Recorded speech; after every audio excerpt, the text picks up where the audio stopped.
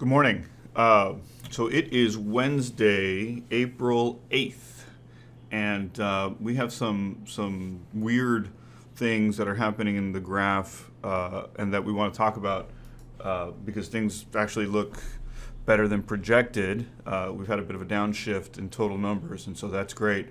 But for those of you who are just joining us late, I want to reiterate the fact that the manner in which we're running projections. And so first and foremost, we are running projections based off of the IHME's numbers or their model, which is a very simple model. It's at the very top of this page. I will, as always, link the page down here at the bottom so you can take a look at it. And in this article, the way that we model this is by looking at the old China projected numbers, seeing that it looks like a normal distribution. Here is a cumulative normal distribution at the bottom, and then we take the first derivative of this model to come up with our projections per deaths per day number, which is the number or the model that we've been looking at because it looks kind of like a normal distribution, and I think enough of us have seen something that looks like a normal distribution so that you have something in your mind that kind of compares it to. If we look at the total numbers per day, and the last time we looked at this, we looked, I think April 4th is more or less where we were. We've had 2 downshifts in total numbers and 1 large upshift in total numbers. And this is important because it talks about the volatility of what we're seeing when we do these graphs. And so let me do something that's not red. And so what we're seeing here is this continuation of the curve. And so it's important to remember that we are, the projection and the number continues, right? And so just because we had these 2 days doesn't mean that we don't expect there to be a continuation of this top curve. And so we have to be very careful when you have these 2 days to say, hey, look, this isn't the top and then we're coming back down and everything's back to normal. That is not the case.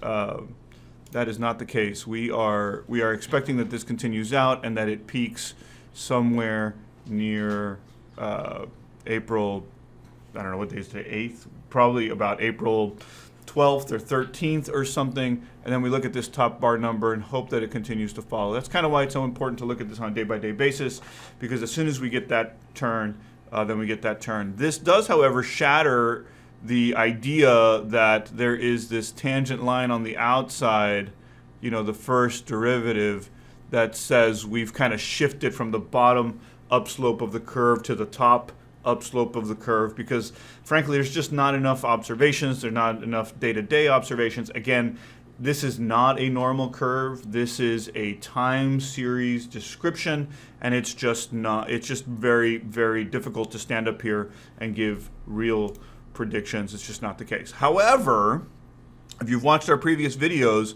this particular model had predicted, a total of 3,000 deaths per day. And because of these 2 downshifts down here at the bottom and this correction noted, we're back down to that 2,200 number that we had predicted, a week and a half ago. And so you can see a couple of things happening. We are reshifting back to what we perceive as a normal curve. We are shifting back to original numbers, and so as these things have shifted up and down, we have adjusted with them, but we're kind of back to where we started, which in one sense is fantastic.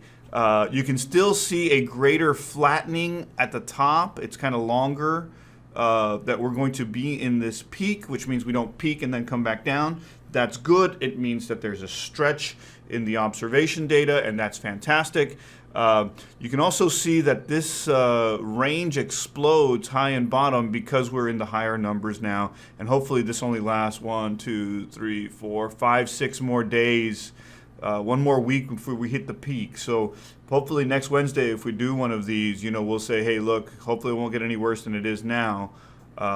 But I think the best news we have is that because of this social distancing stuff that's already been implemented, and because of all this stuff that we're working on, our projection of total cumulative deaths in the United States has dropped by 25%. And so that is fantastic news, but and this is the great thing about the math, but you can see that we are still, top to bottom, a large, this is our gray area is still large, right? So again, the bottom is going to float at the bottom. We're probably not going to see less than, probably not going to see less than 35,000 deaths, best case scenario. But our worst case scenario is still up at that 120K number. But that said, things seem to be working out. So when this does level off, we should be somewhere in the 60, 70K range, which is, better than, that is my cycling group, and they're getting in the way, which is better than what we expected. And so we still have a lot of uncertainty. We still have we have no idea. It is very possible that this curve, upshifts here in the next couple of days, and we end up, in the 80 range, which is where we were a week ago. But this is what we're looking at now, and that is potentially due to a couple of different things. Probably these two downshifts. And again, if we were to go look at this particular model has some ameliorating effects, right? And so what happens on a day-by-day basis, I can't draw on here. What happens here on a day-by-day basis is that we turn around and we shift our projection based on the fact that different regions, i.e. states, have implemented social distancing guidelines, particular restrictions, et cetera, et cetera. And so on a personal, I'm trying real hard not to get political in these, but from a personal note, I really dislike the fact that local government is telling us what we can and cannot do in public, and I really don't appreciate it. We just went to mandatory masks here, and I think there's a civil liberties issue there. But once that happens, we as econometricians, and note the separation between my personal political opinions and the math, then we turn around and say, because of that change, we can do a mathematical adjustment in the curve, and now we downshift because there's a certain number of regions that have implemented these strategies. So I don't have to like it, but it looks like it works. And, that's a great debate that we can have at this mythical birthday party, which people are asking me whether or not they're invited to, and we can discuss that later. But back to our time projections, I think that you can see this break in the shift. Remember how we talked about let me zoom back in again. You know what, I don't have to zoom. I can zoom in when I draw. Let's do this one again. You can see here, remember how we talked about the downshift of the data and then the change in the shift of the curve? You can kind of see a very clear break point here. And again, this is not a scientific decision making here, and politicians and local decision makers are going to have to make these decisions based on whatever. But where would I turn around and say, hey, we are seeing a mathematical shift and a change? I would do it right here, right? And that looks like April 27th or whatever. So I think May 1st is still a good date to downshift from our numbers. So let's aim for May 1st on getting stuff back to normal. But, I just talked to a client that's a logistics guy, and they're talking about, they went to zero productivity this week, so nobody's shipping stuff at all. It's going to take a couple of days before we get back to normal. Again, if you turn around and say, hey, kids can go back on May 1st, I think that's probably too early. If you say kids can go back to school on May 15th, my personal opinion is what's the point? But this little birthday party over here, June 12th, that might just happen. That's a Friday. So we'll see what happens after that. But what's interesting about the downslope here is hopefully this happens in 1 week. We get past this, and then a week and a half, 2 weeks later, we see this break. And if we see this break here in the first derivative which is technically the second derivative, right? This curve is the first derivative. The second derivative then is the break in the curvature. If we see that there, then that's a good sign that things are working. Let's talk real quick about a couple of other things. I was asked to look at Italy, and these guys at the IHME, they're fantastic, and I need to reach out to them and figure out what they're doing so that I can participate. Let's look at the Italy curve real quick. I've got a good friend that's in Rome right now at the embassy. So my overseas diplomats, we're with you in spirit. You can see that this is probably, there's a downshift in the total number of deaths per day. That's fairly dramatic. This particular curve still predicts an upshift because, again, we've got this overture where we want to, we expect that there's going to be some ups and some downs, some volatilities. And so it's hard to turn around and say, hey, this is the end of the downshift, and that's when we get back to normal. April 15th, maybe April 18th, that looks like a pretty good day for this thing to break. And by May 1st, you guys might actually be back to normal. I know summer rotations are coming on, and if your family has already been, sent home, I can't think for a second that a very conservative federal government is going to turn around in the middle of May and say, yes, your families can go back home. So if you're in the middle of, what you're doing at the embassies, then I would expect you guys to shift into whatever's going to happen next. So Italy looks like it's on the downshift, and good for you. I was also very specifically asked about Texas. Let's go look at Texas real quick. You know what? Before we look at Texas, let's look at Mexico, just because we haven't. And it doesn't look like we have any data on Mexico. Do we? Do we have data on Mexico? I don't think we have data on Mexico. That's all right. All right, so we go to Texas. Nice big shift to the right. Texas, Texas looks like it's doing an absolutely fantastic job in management crisis. Again, we do not want to make an assumption, Texas, that things are going to be downshifted because we've had this 1, 2, 3, 4-day downshift, okay? We need to make the assumption that, given the time periods that we've seen, we're still going to have this continued upshift, which means there's going to be some really some really tall volatility here to get us back to some perception of normal. So Texas, you're doing great. Be careful to over-congratulate yourselves because you're going to see 1, 2, 3 big pops in total numbers, and that's gonna hurt. However, that said, we're expecting total deaths at the peak to be at 66, which is, as good a number, I think, as you can project in a state that has a population as big as we are. I think if you look at the Florida numbers, and some people have made this comment on If you look at the Florida numbers, those population numbers are much, the death numbers are projected to be much, bigger.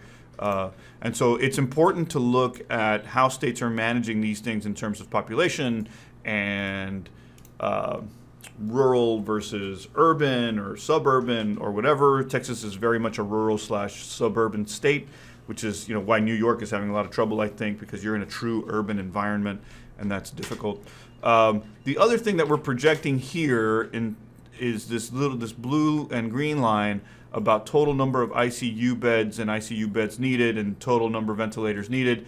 And I was looking at this the other day because if we're projecting that at its peak, Texas needs a max of, and this number was a little higher last week, 600 ventilators.